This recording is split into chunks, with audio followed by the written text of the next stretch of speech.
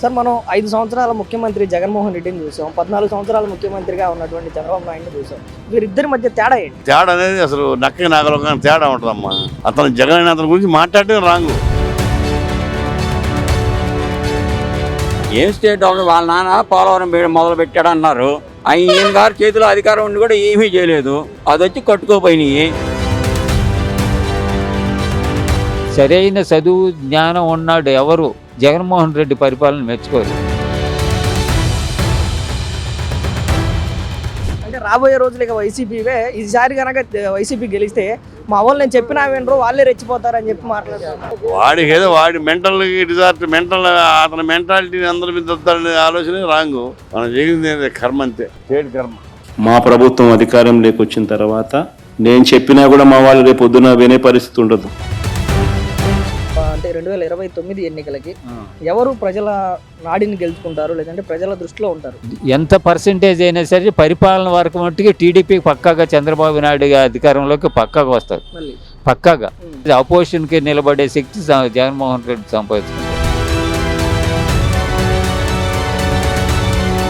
దానికి వచ్చేటప్పటికే మనుషులు మాయాజాలాన్ని నేర్చుకున్నారు. అసలు ముందు నాయకులు కూడా మాయాజాలాన్ని నేర్చుకున్నారు.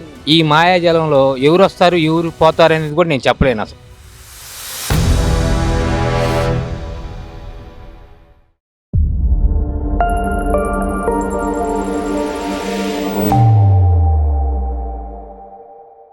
సార్ మనం 5 సంవత్సరాల ముఖ్యమంత్రి జగన్మోహన్ రెడ్డిని చూసాం, 14 సంవత్సరాల ముఖ్యమంత్రిగా ఉన్నటువంటి చంద్రబాబు నాయుడుని చూసాం. వీరిద్దరి మధ్య తేడా ఏంటి? అసలు వాళ్ళ తేడా అనేది అసలు నక్క నాగలోకానికి తేడా ఉంటుందమ్మా. అసలు దాని గురించి మనం డిస్కస్ చేయడం చాలా రాంగు. అతను జగన్ అతని గురించి మాట్లాడటం రాంగు. అతనికి ఏం తెలుసు పాపం, ఏమి తెలియదు. Is innocent. ఇది మెంటల్ డిజార్ట్. అతని గురించి పడుచుకోవడం అనవసరం. ఇన్నోసెంటా మెంటల్ డిజార్ట్? మెంటల్ డిజార్టే. మెంటల్ డిజార్ట్ ఇన్నోసెంట్ ఏం కాదు. డబ్బుల మీద బాగా వ్యామోహం అతనికి, మిగతా ఏం లేదు. అతను ఓన్లీ ఒక టైప్ మెంటాలిటీ. మనం ఏం చేస్తాం, అది ఎవరికైనా చేయలేదు. అతను జబ్బు, అంతే. మనం మొన్న ప్రెస్ మీట్ పెట్టినప్పుడు జగన్మోహన్ రెడ్డి అంటా ఉన్నాడు కదా, తెలుగుదేశం వాళ్ళందరూ కూడా సైకోలా బిహేవ్ చేస్తున్నారు, చంద్రబాబు నాయుడు సైకోలా బిహేవ్ చేస్తున్నారు. వాడు సైకో అందరూ సైకోలా కనపడుతుంది. పచ్చకాయకి పచ్చ దేశం అంతా పచ్చగా ఉంటుంది. అంతే. మంగళవారం రోజు ప్రజావేదిక పగలు దిగాడే గవర్నమెంట్ సైట్. అతనికి ఏం చూసని ఏమనుకోవాలి, అతని గురించి మనం ఏం డిస్కస్ చేయాలి? అసలు అతను పబ్లిక్ నుంచి ఎలా చేయాలండి, దాంట్లో ఆలోచన అయిపోయింది. అతను సమాజం నుంచి ఉపయోగపడడం చేయాలి, కానీ ఏంది పగల దంగటాలు, కొట్టాలు, తిట్టాలు, చెమటాలు. సొంత బాబాయ్ చెప్పినోడు ఇంకా అసలు ఏముంటాయి ఎథిక్స్? రాజకీయ ఎథిక్స్లు అయిపోయినాయి.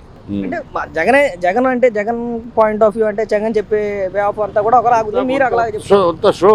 అతను ఓన్లీ డైవర్ట్ పాలిటిక్స్ చేసేవాడే, అంతేగాని ఇంకేం చేయడు. అతని వల్ల ఏమీ కాదు, అయిపోయింది, ఇష్యూస్ క్లోజ్. ఇంకా అతని జీవితంలో రాడు. జగన్ కూడా అదే అంటున్నాడు కదా, తెలుగుదేశం పార్టీ పని అయిపోయింది, ఇక రాబోయే రోజు అబద్ధాలు చెప్పాలిగా. అబద్ధాలే పెట్టుబడి అతనికి. అంటే రాబోయే రోజులు ఇక వైసీపీవే. ఈసారి కనుక వైసీపీ గెలిస్తే మా వాళ్ళు నేను చెప్పినా వినరు, వాళ్ళే రెచ్చిపోతారని చెప్పి మాట్లాడుతున్నారు. ఎవడు ఏమి చేయలేరయ్యా. వాడికి ఏదో వాడి మెంటల్ డిజార్ట్, అతని మెంటాలిటీని అందరి మీద వస్తాడనే ఆలోచన రాంగు. మనం చేసింది కర్మ, అంతే, స్టేట్ కర్మ. చంద్రబాబు 14 సంవత్సరాల ముఖ్యమంత్రి. చంద్రబాబు ఏం చేశారు? చంద్రబాబు అన్ని చేయగలడు. అంటే అతను ఇప్పుడు నిన్న వచ్చింది బిడ్స్ పిలాని, ఎస్ఆర్ఎం ఉంది, ఆ బిడ్స్ ఉంది, అమృత ఉంది. ఎంత డెవలప్ అయిందమ్మా. ఎస్ఆర్ఎంటీకి పోతే చూస్తే అది ఫారిన్లో యుఎస్లో కంటే యూనివర్సిటీ కంటే బెటర్గా ఉంది. ఆ డెవలప్మెంట్ ఇతని వల్ల కాదు, అయిపోయింది. 1 year బాగానే చేశాడుగా. శాలరీస్ ఇచ్చాడు, అన్ని ఇచ్చాడు. ఇంకా రావాలి వాళ్ళు కడగడం సరిపోయా. వాడు చేసిన తప్పులు, వాడు చేసిన దుర్మార్గాలు కడగడం సరిపోయా. ఏం చేస్తారు ఎవడైనా? నువ్వు స్టీమ్ లైన్లో పెట్టడం సరిపోయా. సార్ 5 సంవత్సరాలు ముఖ్యమంత్రిగా పనిచేసినటువంటి జగన్మోహన్ రెడ్డిని చూసాం, 14 సంవత్సరాలు ముఖ్యమంత్రిగా చేసి మళ్ళీ ఇప్పుడు ముఖ్యమంత్రిగా కొనసాగుతూ ఉన్నట్టు చంద్రబాబు నాయుడిని చూస్తూ ఉన్నాం. వీరిద్దరి మధ్య ఉన్నటువంటి తేడాని మీరు ఏం గుర్తించారు? ఒక ఆయనేమో అభివృద్ధి, డెవలప్మెంట్, స్కూల్స్, ఎడ్యుకేషను, ఉద్యోగాలు, పిల్లలకి తిండి, మధ్యాహ్నం భోజనం అనండి, మధ్యాహ్నం కోడిగుడ్లు అనండి, రైతు బజార్లు అనండి, కూరగాయలు అన్నీ బేటం. ఇప్పుడు రైతులు ఏం ఆలోచిస్తారు? రైతు కుటుంబం కదా అయింది, తిండి తిప్పలు పట్టు చేస్తారు. వీళ్ళు సమాజంలో అందరూ మంచి తిండి దొరుకుతుందా లేదా అని ఆలోచిస్తారు. అది వాళ్ళ ప్రథమ ఫంక్షన్. వేరే కులం వాళ్ళు అనుకోండి వేరే కులంగా ఆలోచిస్తారు. బ్రాహ్మణుడు ఉన్నాడు అనుకోండి, ఏదో పురాణాలు 5 ఇట్లాంటి లెక్కలు ఒక్కలు 5 వస్తారు. ఆ కులం మీద వచ్చిన బలం ఉంటుంది, వాళ్ళకి క్యారెక్టర్ ఉంటుంది మనిషిలో. అవును కదా. మరి ఆయన ఏం కులం ఎవడికి తెలీదు. ఇప్పుడు మీరు చెప్పింది ఎవరంటే ఈ స్కూల్స్ బడులు కానీ ఈ రైతులకు కానీ ఇవన్నీ చేసేది ఎవరు చెయ్యండి ఎవరు? చేసేది రైతులయ్యా. బేసిక్ గా నువ్వు భూమి మీద మొత్తం చూడు. మన ఆంధ్రప్రదేశ్ లో ఏ స్కూల్కి ఏ భూమి ఇచ్చినా రైతులే కదా ఇచ్చింది. వీళ్ళే కదా భూమి ఓనర్లు మొదటి నుంచి ఇచ్చారు. పరిశుద్ధ కమ్మాళ్ళనే కాదు, ఈ భూములు ఉన్నాళ్ళు, దాతృత్వం ఉన్నాళ్ళు, పుణ్యం కోసం అని ఏదో ఇచ్చారు. మొత్తం స్కూల్ సిస్టమ్ డెవలప్ చేసింది వీళ్ళే కదా. ఇప్పుడు ఆంధ్రప్రదేశ్ ఐటీలో ఐఐటి జేఈలో 100కి 10 20 30% కొట్టేస్తుంది. ఎవరు కారణం? రైతులే కదా. భాష్యం పెట్టినా లేకపోతే ఇది చైతన్య పెట్టినా ఇంక ఏది పెట్టినా ఇల్లే కదా. అభివృద్ధి చేసేది ఇల్లే. మిగతా వాళ్ళందరూ ఏం చేస్తున్నారు? ఏం లేదు. ఏదో గన్లు అంటారు, అదంటారు, ఇదంటారు. ఈ భారతీయ గన్లు అన్నారు.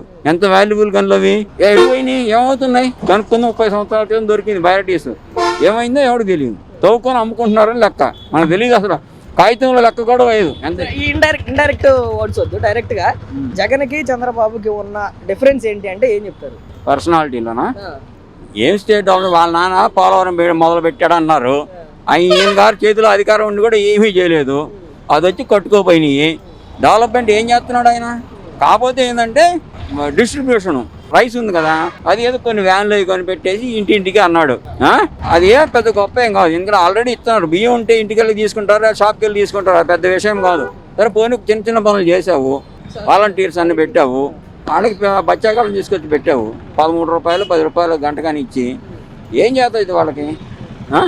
అట్లాగే మీ సేవ అని ఒకటి ఉంది, అదంతా పీకి పడేసావు. ఆల్రెడీ ఉన్న వ్యవస్థను పీకి పడేయడం చాలా పెద్ద తప్పు. ఇప్పుడు నేను పని కావాలనుకో, యాడి పోవాలో నాకు తెలియదు. మీ సేవ అంటే రోడ్డు అక్కడ కారణాల్లో ఒకటి ఉండేది. 30 రూపాయలు 50 రూపాయలు పడేస్తే పని చేసి పెట్టాడు, కంప్యూటర్ పని. అవునా? అట్లా ఇప్పుడు చంద్రబాబు ఏం చేశాడు? చంద్రబాబు ఏం చేశాడు? అప్పట్లో ఆయన పెట్టింది ఈయన వీకేశాడు. ఆయన పెట్టిన ఈ వ్యవస్థని ఈయన పీకలేదు. పోనీ అట్నే ఉంచాడు. ఏదో ఒకటి పని చేస్తున్నాడు కదా ఎవడో ఒకడు. ఉన్నదాన్ని పీకేస్తే ఇప్పుడు చెట్టు ఉంది, పెరిగింది, పీకేస్తే ఏమో మళ్ళీ కొత్త చెట్టు పెడతానంటావు. ఎట్ట కుదురుద్ది? ఎన్ని రోజులు పట్టుద్ది అది ఎంత స్టెబిలైజ్ అవడానికి? అంతే కదా. ఆల్రెడీ జరుగుతున్న వ్యవస్థని డిస్టర్బ్ చేయడం తప్పు. అవును కదా.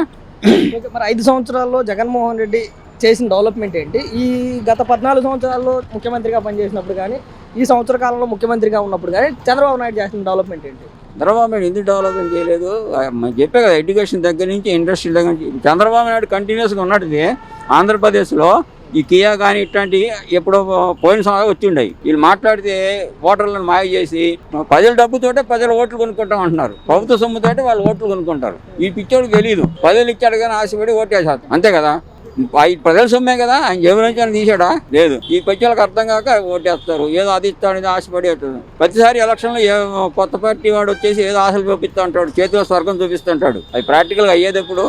అది అందువల్ల ఏంటంటే ప్రజలకు కూడా ఏంటంటే కొత్త ఒక వింత పాత వ్రోత అని కొత్త పార్టీ ఓట్లు వేస్తారు. వాడు ఏదో చేతనం చేస్తాడు, లేకపోతే లేదు. ఓవరాల్గా ఏంటంటే డెవలప్మెంట్ జరగాలి అంటే చంద్రబాబు నాయుడు ఉండాలి. అది 5 సంవత్సరాలు కూడా మార్చేస్తున్నావు అనుకో, నువ్వు ఉద్యోగం ఉందా? నీకు 5 సంవత్సరాల కోసం పీకేసి కొత్త పెడుతున్నావు అనుకో, నీకు ఎట్లా ఉంటుంది? ఏం జరగదు. పని చాలా కుంటుపడిపోద్ది. అది అసలు మామూలు అమెరికాలో కూడా ఇప్పుడు ప్రెసిడెంట్ అయితే ఒక 2 టర్మ్ చేస్తారు వాడికి ఓటు, మళ్ళీ ఎలక్షన్ వాడికి వేస్తారు. 30 సంవత్సరాల టైం ఇచ్చి చూస్తారు, 8-10 సంవత్సరాల టైం ఇచ్చి చూస్తారు. అట్లా దానికి స్టేబుల్గా ఉంటే ఏంటంటే ఒక పాలసీ ఒకటి స్ట్రీమ్ లైన్ అయింది, పనులు జరుగుతాయి. ఒక ప్రాజెక్ట్ అయిపోయిన తర్వాత దాని ఫలితం మంచి వచ్చేటో జనం చూస్తారు. అంతే కదా. కేసీఆర్కైనా కానీ వాడు 8 సంవత్సరాలు 10 సంవత్సరాలు ఉన్నాడు, 10 సంవత్సరాలు ఉన్నాడు. ఉండబట్టే కదా కాళేశ్వరం ప్రాజెక్ట్ కంప్లీట్ చేసింది. 5 సంవత్సరాలు పీకేస్తే మళ్ళీ చేయగలిగాడా? ఇంకోటి వస్తాడు వాడు మళ్ళీ మా వాళ్ళు తెచ్చి పెట్టుకుంటాము ఆయన కాంట్రాక్ట్ పీకేసి అంటాడు. డబ్బు ఖర్చు ఎక్కువ, టైం వేస్ట్ అయిపోతే డబ్బు ఖర్చు పెరిగిపోద్ది, ప్రాజెక్ట్ ఎస్టిమేట్ పెరిగిపోతాయి. ఇవన్నీ లేకుండా డెవలప్మెంట్ స్టేబుల్గా ఉండాలంటే ఒక 10 సంవత్సరాలు ఒక వ్యక్తి ఉంటే అది. నేను జగన్ అయినా నేను అన్నావు తీసివాడు 5 సంవత్సరాలు కానీ అన్నావు. కరెక్ట్ వాడు వస్తే కాస్త 10 సంవత్సరాలు ఉంటే బాగుండేది. స్టేట్కి ఎవరు కరెక్ట్ అంటారు? చంద్రబాబు నాయుడు కరెక్టా, జగన్ కరెక్ట్? చంద్రబాబు కరెక్ట్. జగన్ అసలు ఏం తెలుసు? ఐటీ మినిస్టర్ అని పెట్టాడు, వాడికి ఐటీ అంటే ఏంటో కూడా తెలియదు, వాడికి క్లోడ్ అంటే ఏంటో తెలియదు. సార్ 5 సంవత్సరాలు ముఖ్యమంత్రిగా పనిచేసినటువంటి జగన్మోహన్ రెడ్డిని చూసాం. 14 సంవత్సరాలు గతంలో ముఖ్యమంత్రిగా పనిచేసినటువంటి చంద్రబాబు నాయుడు చూసాం. ఇప్పుడు ముఖ్యమంత్రిగా చంద్రబాబు నాయుడు చూస్తా ఉన్నాం. వీళ్ళిద్దరి మధ్య డిఫరెన్స్ ఏంటి, తేడా? ఎవరు ఆలోచనలు వాళ్ళు చేస్తున్నారు, ఎవరు డెవలప్మెంట్ వాళ్ళది. ఈయన ఏదో నేను డెవలప్ చేశాను 14 సంవత్సరాల డెవలప్మెంట్ బాగుందంటే 4వసారి వచ్చాడు. ఆయన డెవలప్మెంట్ ఆయన వృత్తిరీత్యా ఆయన స్టైల్లో ఆయన చేశాడు. డెవలప్మెంట్ అనేది వ్యక్తిగతంగా ఆయన చేశాడు. జగన్మోహన్ రెడ్డి గారు కూడా వ్యక్తులకు అభివృద్ధి చెందేటట్టు అంతవరకు చేశాడు.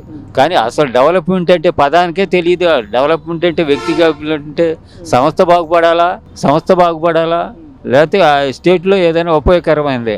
ఆ పదమే డెవలప్మెంట్ అంటే ఆయన జగన్మోహన్ రెడ్డి గారికి తెలియదని నేను అనుకుంటున్నాను. ఆయన ఓటర్ కోసం కూడా ఇదే అంతవరకు అయితేనే మనం దీనిలో తీసుకోగలుగుతాం. డెవలప్మెంట్తో మనకు లేదు. ఆ రాష్ట్ర పరిస్థితుల్లో ఆ డెవలప్మెంట్ మనకు అనవసరం. ఈ వ్యక్తి ఓటర్ని డెవలప్ చేసి మన హ్యాండ్ ఓవర్లో చేసుకోవాలని నాకు తెలిసింది. అది అంతవరకు చెప్తాను. అంటే ఓటు బ్యాంక్ వరకే చూశాడు ఆయన. డెవలప్మెంట్ అనే పదానికే మీరు అడిగినా నేను అడిగినా అసలు ఆ పదం ఆయన చేసిన డెవలప్మెంట్లో కనలేదు. ఇప్పుడు ఈయన చేసిన వ్యక్తిగతంగా చేసుకున్న డెవలప్మెంట్ అంటే గతంలో చేశాడు, గుర్తుపెట్టుకున్నారు. ఎవరో ఎన్ఆర్ఐలు కానీ యూత్ కానీ గుర్తులు పెట్టుకున్నారంటే చంద్రబాబు నాయుడు చేసిన ఒక హైటెక్ సిటీదే మెయిన్గా వస్తుంది. దాన్ని అడ్డం పెట్టుకొని రింగ్ రోడ్లు అయ్యి ఆ కాలంలో ఇచ్చారు. అప్పుడు అన్నదానిలో ఇప్పుడున్న పెద్దవాళ్ళు కూడా చాలామంది అమ్మో ఇదంతా ఎందుకని అన్నారు. తర్వాత పిల్లలు తెచ్చి చెప్పి దానివల్లనే ఇప్పుడు మాకు ఉద్యోగాలు వచ్చినాయి అని పేరెంట్స్కి చెప్పే స్థితిలో వాళ్ళు ఎదిగారు. అది డెవలప్మెంట్ అనేది చూపించారు. అది చంద్రబాబు ఏం చేశాడు? చంద్రబాబు అంటే ఉమ్మడి ఆంధ్రప్రదేశ్లో మీరు అన్నట్లుగా సైబర్ సిటీస్ లేదంటే హైటెక్ సిటీనో డెవలప్ చేశాడు. ఇక్కడ గత 5 సంవత్సరాలు ఇది 2014 నుంచి 19 వరకు చంద్రబాబు నాయుడు ముఖ్యమంత్రిగా ఉన్నాడు. 2019 నుంచి 24 వరకు జగన్మోహన్ రెడ్డి ముఖ్యమంత్రిగా ఉన్నాడు. అప్పుడు ఆయన చేసిన డెవలప్మెంట్ ఏంటి, ఇప్పుడు ఏం చేసిన డెవలప్మెంట్ ఏంటి, ఇప్పుడు చంద్రబాబు నాయుడు ఏం చేస్తున్నాడు? ఇప్పుడు గతంలో కంటే డెవలప్మెంట్ అనే పదానికి ఇప్పుడే చంద్రబాబు నాయుడు చేస్తున్నాడు. గతంలో ఆర్థిక బడ్జెట్ మూలాన్ని కానీ చేయలేక కానీ లోటు బడ్జెట్ మూలాన్ని కానీ కేంద్రం కొంత టైం సహకరించి మళ్ళీ మైనస్ పాయింట్లో పెట్టింది కాబట్టి దీనిలో ఏం లేదు. గ్యారెంటీగా ఇప్పుడు ఇది 95% జనానికి తెలుసు. అప్పుడు కేంద్రం సహకరించకపోవటం దానికి ముఖ్య కారణం. ఆ డెవలప్మెంట్లో పునాదులే ఊరిని రాళ్ళే వేసాడు, బోర్డులే వేసాడు, అంతవరకే పరిమితమైంది.